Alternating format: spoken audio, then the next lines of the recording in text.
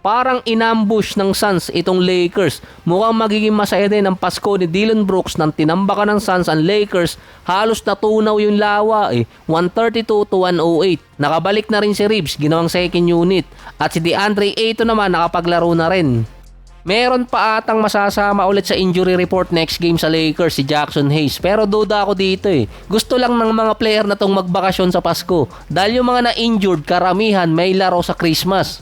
Kahit si Lebron dati pa nagsalita na bakit lagi siyang may laro kapag Pasko, hindi niya tuloy makasama yung pamilya niya. Kay Dillon Brooks naman, all business buong game. Confident, bago pa lang yung game na yon dahil kakaiba yung mga ginagawa niya Kahit mali, ginagawa pa rin niya para lang asarin si Lebron.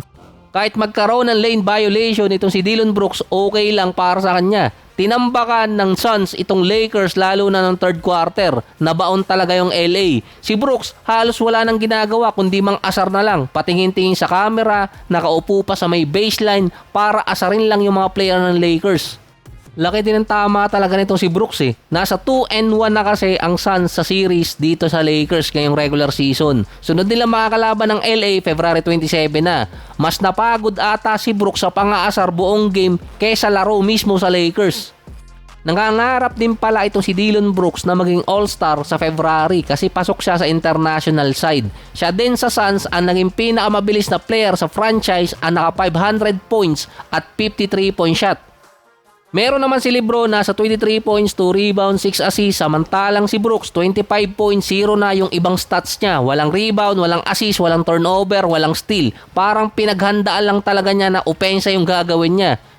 Ang OKC naman meron 26-4 record, so malabo na di umanong mabreak ang record ng Golden State at Bulls based sa stats. Pero okay lang yun, basta mag-champion, ganun pa rin naman yun Bumalik lang si Wembanyama na didisgrasya na yung Thunder, kaso sila pa rin naman ang number 1 team. Ito kasi ang pinaka-worst na talo ng Thunder this season. Nasa 33 points, 3 rebounds, 8 assists si SGA. Nalimit lang din si Jalen Williams sa 17 points at nalimit din si SGA pagdating sa free throws, nasa 5 lang ata. Ang ginawa pa ng San Antonio, nilagay nila sa second unit si Wemby. Parehong effective kontra Thunder. 5-0 din ng Spurs kapag si Wemby off the bench player.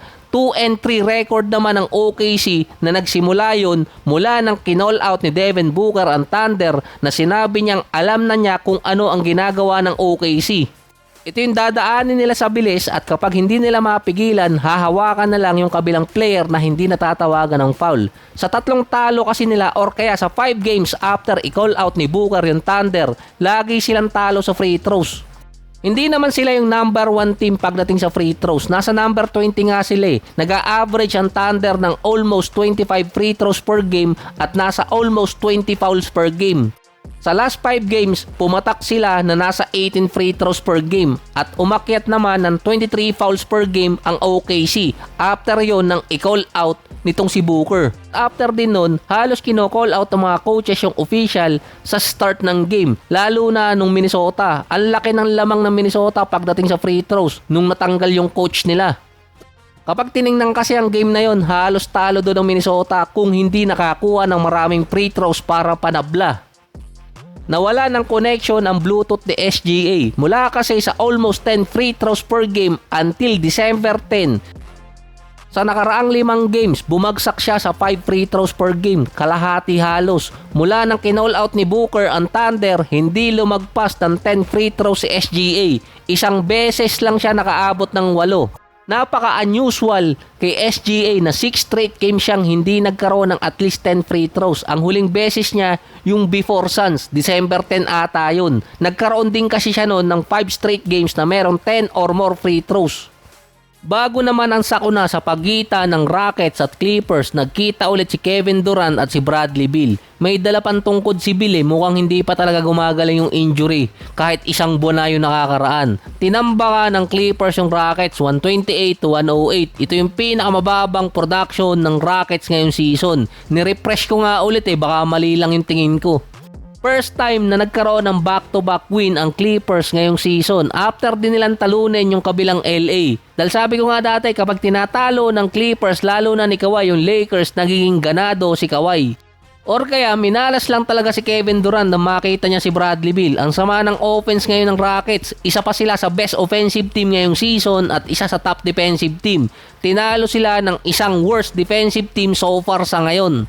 Nasa 22 points, 5 rebounds si Kevin Durant, samantalang si Kawhi 41 points, 8 rebounds, 5 assists. Season high para dito kay Kawhi. Nasa 29 points naman si James Harden. Nasa 16 points pa lang naman ang lamang ng Clippers nung papasok ng last quarter. Kaso hindi na pinalaro si KD at si Şengün. Based naman sa ibang write-ups, wala na kasing magawang game plan si Coach Ime dahil outclass talaga sila pagdating sa point guard position. Nag-i-struggle si Shepherd at pinaghahandaan nila yung next game sa Christmas. Akala ko pa naman pinagpag lang yung malas.